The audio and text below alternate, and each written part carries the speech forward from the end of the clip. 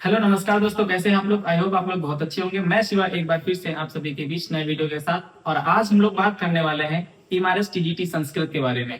तो जैसा कि मैंने आप सभी से वादा किया था कि हर एक सब्जेक्ट का प्रिपरेशन स्ट्रेटजी या वीडियो आप सभी के बीच आता रहेगा, तो आज है बारी टीजीटी संस्कृत की। तो हमारे साथ मौजूद है हमारी मयंका मैम, जो कि यहाँ पे संस्कृत पढ़ाती हैं। आइए बात करते हैं इनसे कि किस तरीके से वो इस मुकाम तक पहुंची हैं। तो मैं बात करना चाहूंगा मयंका मैम से। आप सभी को उस तरीके से बताएं जिस तरीके से यहाँ तक ये पहुंची हैं, और बुक्स बताएं, प्रिपरेशन स्ट्रेटजी बताएं। तो मैं आगे की कमान देना चाहूंगा मयंका मैम को। ठीक है, नमस्कार दोस्तों। मेरा नाम मयंका है और मैं एकलव्य मॉडल रेजिडेंशियल स्कूल में टीजीटी संस्कृत के पद पर कार्यरत। ठीक है दोस्तों, तो हम देखते हैं कि जो हमारा ये टीजीटी संस्कृत का पेपर होता है, इसमें दो पार्ट होते हैं, एक जनरल अवेयरनेस का और दूसरा होता है संस्कृत का। तो जो जनरल अवेयरनेस का पेपर है वो सर आपको बता देंगे जी, कि उसमें जो हिंदी, इंग्लिश, कंप्यूटर जो भी आता है। और हम बात करते हैं अपने संस्कृत सब्जेक्ट की। इसमें आप देख रहे होंगे कि ये जो डिवाइड है कई खंडों में। तो इसमें पहला है हमारा साहित्य परिचय, ठीक है। सेकंड है हमारा संस्कृत वाङ्मय एवं प्रतिबिंबित भारतीय दर्शन। तीसरा खंड है काव्यशास्त्र। चौथा खंड है भाषा विज्ञान एवं व्याकरण। और लास्ट का है रचना एवं पारिभाषिक पद, ठीक है। तो जो हम पहला खंड देखते हैं साहित्य परिचय, इसमें हम क्या करते हैं, सबसे पहले तो आप लोग को अपना सिलेबस ही तैयार करना है। जैसे इसमें दिया हुआ सिलेबस, आप ये सिलेबस हमारे जो चैनल है इसके डिस्क्रिप्शन बॉक्स से आप डाउनलोड कर सकते हो, और बाकी आप वेबसाइट पर भी जा करके देख सकते हैं। तो इसमें सबसे पहले हम ये देख रहे हैं कि इसमें जो हमारे ग्रंथ लगे हुए हैं, कादम्बरी, नलचंपू, शिशुपाल वधम, अभिज्ञान शाकुंतलम, मृच्छकटिकम, बाकी जो भी दिया हुआ है, तो ये सब वही ग्रंथ हैं जो हम पीजी में पढ़ते हैं, जो हम मास्टर्स में पढ़ते हैं। हमारे कुछ ग्रंथ हैं जो हमारे ग्रेजुएशन के हैं और कुछ पीजी के हैं। तो जिसने भी अच्छे से अपनी मास्टर ने पढ़ाई की है उनको कोई दिक्कत नहीं है, सिर्फ हमको उनका रिवीजन ही करना है। और इसमें हमारे इसमें जो इसका एक सामान्य परिचय ही पूछा गया है, ठीक है। तो अगर आप यूपी टीजीटी या पीजीटी का या फिर नेट का दे रहे हैं या फिर अदर स्टेट का दे रहे हैं, तो लगभग सेम ही सिलेबस है। तो अभी हमने बात की अपने ग्रंथों की। तो सबसे पहले मैं आपसे ये कहना चाहूंगी कि अगर आप एएमआरएस की अच्छे से तैयारी करना चाह रहे हैं, तो पहला पॉइंट है कि आप इन सभी ग्रंथों को अच्छे से पढ़िएगा, ठीक है। आप पहले इनका मूल पढ़िएगा। अब ये ग्रंथ आपको मिलेंगे कैसे, कि अभी जैसे हम पीजी में पढ़ते हैं, कोई अच्छे राइटर की, तारडीस झा की है या फिर कपिल देव द्विवेदी की है, इन सब अच्छे जो राइटर्स हैं इनकी किताबों को आप पहले इनका पूरा मूल पढ़िएगा। और उसके बाद ही मैं आपसे मतलब फोर्सली कह रही हूँ कि सबसे पहले आप मूल पढ़िएगा, इन किताबों को अच्छे से पढ़िएगा, क्योंकि वैकेंसी अभी आई नहीं है, आने वाली है। और वैकेंसी आएगी, फिर उसके बाद एग्जाम में ज़्यादा टाइम नहीं रहेगा वैकेंसी आने से और एग्जाम तक का। तो आप अभी से इस चीज़ में लग जाइए। अगर आप किसी कॉम्पिटिटिव एग्जाम की तैयारी कर रहे हैं, यूपी टीजीटी, पीजीटी, केवी की या फिर अदर स्टेट की, तो आप सेम ही सबका सिलेबस है, तो आप इसको भी ध्यान में रख के पढ़ाई करिए कि आप आगे आपको एएमआरएस में भी एक सीट ले। दूसरे नंबर पर क्या है, ये काव्यशास्त्र का जो है, ये भी आपने एमए में पढ़ा है। भाषा विज्ञान भी हम लोग एमए में पढ़ते हैं। सारी किताबें सबके पास लगभग होती ही हैं, ठीक है। तो सबसे पहले आप उन किताबों को पढ़िएगा, और उसके बाद क्या करते हैं हम सेकंड पॉइंट में कि प्रीवियस ईयर लगाते हैं, ठीक है। तो प्रीवियस ईयर क्या, एएमआरएस तो अभी एक बार ही इसने अपना एग्जाम करवाया है, तो आपको एक ही पेपर मिल पाएगा। आप यूपी टीजीटी, पीजीटी के प्रीवियस ईयर देख लीजिएगा, केंद्रीय विद्यालय का देख लीजिएगा। और जैसे हम केवी में पढ़ते हैं एनसीईआरटी की बुक 6 से लेकर 10th तक, रुचिरा भाग 1, भाग 2, सेमुसी भाग 1, भाग 2, आप उन किताबों को भी एक बार अच्छे से पढ़िएगा। हालांकि उनका जो फर्स्ट पोर्शन है वो नहीं आता है, उनका ग्रामर पोर्शन ही आता है, लेकिन आप रूप है, प्रत्यय है, कारक है, आप उनसे अच्छे से तैयार कर सकते हैं, क्योंकि उनमें बहुत अच्छे से दिया हुआ है। और ये जो हमारे एएमआरएस में उदाहरण है वो लगभग उन्हीं से आते हैं, ठीक है। तो आप 6 to 10th एनसीईआरटी पढ़िएगा। इसके बाद सेकंड नंबर पर आप सारे जो ग्रंथ हैं उनको अच्छे से उनका मूल पढ़िएगा, ठीक है। तो फिर मैं एनसीईआरटी पढ़नी है। इसके बाद हमने कहा किताबों का मूल पढ़िएगा, सभी किताबों को अच्छे से पढ़िएगा। आप जितना उनका क्या करें, उनको पढ़ेंगे आप, उतनी ही ज्यादा आपको उनमें जो संधि है, समास है, उपसर्ग है, विभक्तियां, आपको उनसे क्लियर होगा। और आपके जो ऑनलाइन क्वेश्चन ही आते हैं, तो आपको उसी से सब क्लियर हो जाएगा, ठीक है। सेकंड नंबर पे हम कह रहे हैं कि हमें प्रीवियस ईयर लगाना है। तो प्रीवियस ईयर हमें कहाँ से मिलेंगे, कि जो हमारा जैसे हमने पीजी करते हैं, हम नेट मोस्टली लोग नेट का एग्जाम देते ही हैं, तो आप नेट का यूजीसी नेट का प्रीवियस ईयर लगाइएगा। यूथ कंपटीशन टाइम्स के आते हैं, संस्कृत गंगा का भी आता है, और टीजीटी, यूपी पीजीटी, ठीक है, क्योंकि यूपी पीजीटी का जो सिलेबस है वो एज इट इज है, बिल्कुल इसी से मैच करता है, तो आप उसके क्वेश्चन पेपर लगा सकते हैं। हमने तो संस्कृत गंगा के लिए लिए हैं, उसके भी मतलब उसके क्वेश्चन पेपर हमने लगाए हैं, ठीक है। और थर्ड नंबर पे आता है आपका कि आप मॉक टेस्ट दीजिएगा, ठीक है। तो मॉक टेस्ट आपको कहाँ से देने हैं? आपको ऑनलाइन मॉक टेस्ट देना है। आप किसी भी रिलायबल चैनल से जुड़ करके आप वहां से आप मॉक टेस्ट दे सकते हैं। आप संस्कृत गंगा से जुड़ करके वहां से भी आप मॉक टेस्ट दे सकते हैं, ठीक है। तो ये तो रहे हमारे 3 स्टेप्स तैयारी के, कि हमें ये 3 चीजें किसी भी एग्जाम को करने के लिए हमें 3 चीजें 3 प्रक्रिया से गुजरना ही पड़ता है।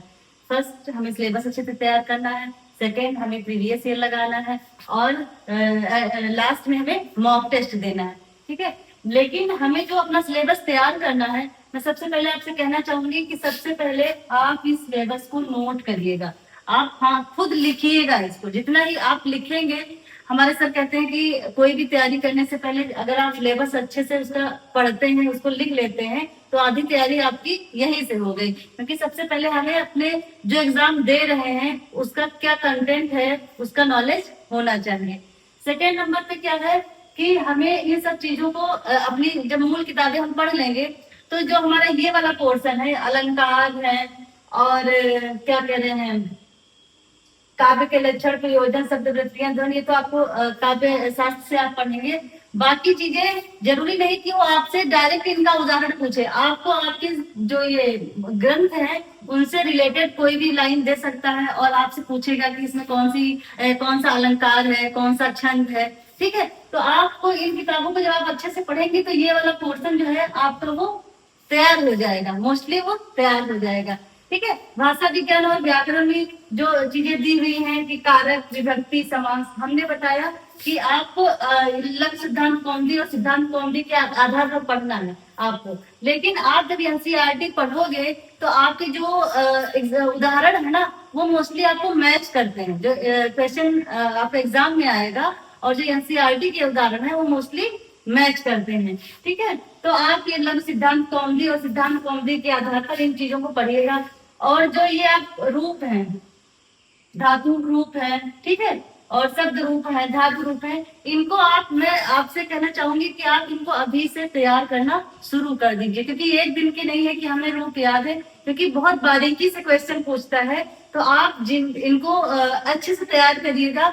और जब इन रूपों को अच्छे से तैयार कर लेंगे, तो जब हम अपने ये साहित्य मतलब ग्रंथ तैयार करेंगे, तो उनमें ढूंढने की कोशिश करेंगे कि कौन सा प्रत्यय कहाँ पर लग रहा है। क्योंकि जब व्याकरणात्मक टिप्पणी आती है, तो ये हमारे जो काव्य ग्रंथ है, इन्हीं से रिलेटेड वो शब्द देते हैं, ठीक है। और लास्ट का जो टॉपिक है, रचना एवं पारिभाषिक पद, संस्कृत सुभाषित एवं सूक्तियों का परिज्ञान, अशुद्धि परिमार्जन और वाक्य परिवर्तन, ठीक है। तो ये क्या कर रहे हैं, संस्कृत की ये जो सूक्तियां है ना, तो ये भी हमारे जो ये ग्रंथ है, महाकाव्य, इन्हीं से रिलेटेड जो फेमस वाक्य हैं, आप उनको भी पढ़िएगा। इसको आप संस्कृत गंगा की किताब से अच्छे से आपको मिल जाएगा। और लास्ट में नाटक में प्रयुक्त पारिभाषिक शब्दों का परिज्ञान, ये सब चीजें आपके ग्रंथों से ही संबंधित है। अगर आप अच्छे से अपने ग्रंथों को, अपने महाकाव्य को तैयार करते हैं, तो आपके सारे क्वेश्चन के आंसर उनसे ही आपको मिल जाएंगे। तो आप इन सब चीजों को अच्छे से तैयार करिएगा अभी से। अगर आपको एमआरएस में आना है, तो आप अभी से इस चीज की तैयारी शुरू कर दीजिए। क्योंकि जब वैकेंसी आएगी और एग्जाम में बहुत ज्यादा डिफरेंस नहीं रहता, 3 महीने या फिर बढ़ा तो 6 महीने हो गया, लेकिन हमारा जितना सिलेबस है वो 6 महीने में तैयार नहीं हो सकता। इसलिए अगर आपको ये एमआरएस में आना है, तो आप अभी से एक टॉपिक को उठाइएगा और तैयारी करना शुरू कर दीजिएगा, ठीक है। बाकी अगर आपको आगे की कोई जानकारी चाहिए, तो आप कमेंट बॉक्स में लिख सकते हैं। आगे की चीजें आपको शिवा सर बताएंगे। तो बहुत बहुत धन्यवाद मैम का, जो हमारे इस चैनल पर आकर आप सभी के बीच अपनी जानकारी दी। तो उम्मीद करता हूँ आप लोगों को ये जानकारी बहुत अच्छी लगी होगी। अगर इस चीज से रिलेटेड आपको कुछ भी जानना है या कोई भी प्रश्न है आपके मन में, तो आप नीचे कमेंट बॉक्स में कमेंट कर सकते हैं। मैं जरूर मैम से कंसल्ट करके आपको वो उसका आंसर दे दिया जाएगा। और रही बात हर सब्जेक्ट के प्रिपरेशन स्ट्रेटजी की, वो धीरे धीरे मैं अपलोड करता रहूंगा। और आप लोगों के एक क्वेश्चन आ रहे हैं कि जनरल पेपर कैसे तैयार करना है, तो उस पर मैं एक वीडियो आप सभी के बीच लाने वाला हूं। तो आप वो वीडियो जरूर देखिए कि जनरल पेपर कैसे तैयार करना है, और सब्जेक्ट पेपर जो रहता है वो मैडम आपको अच्छे से समझा ही दी है कैसे तैयार करना एक है। बात और है सर कि जो हमारे संस्कृत वाले साथी होते हैं उनको लगता है कि ये हमारे, जैसे हम यूपी टीजीटी और टीजीटी का पेपर देते हैं बिल्कुल। उसमें केवल हमारे सब्जेक्ट के क्वेश्चन आते हैं, जी। लेकिन जब हम केंद्रीय विद्यालय का या फिर एकलव्य का पेपर देते हैं उसमें हमारा एक पोर्शन जनरल नॉलेज का भी होता है, बिल्कुल, जिसमें हिंदी और इंग्लिश का क्वालिफाइंग भी होता है।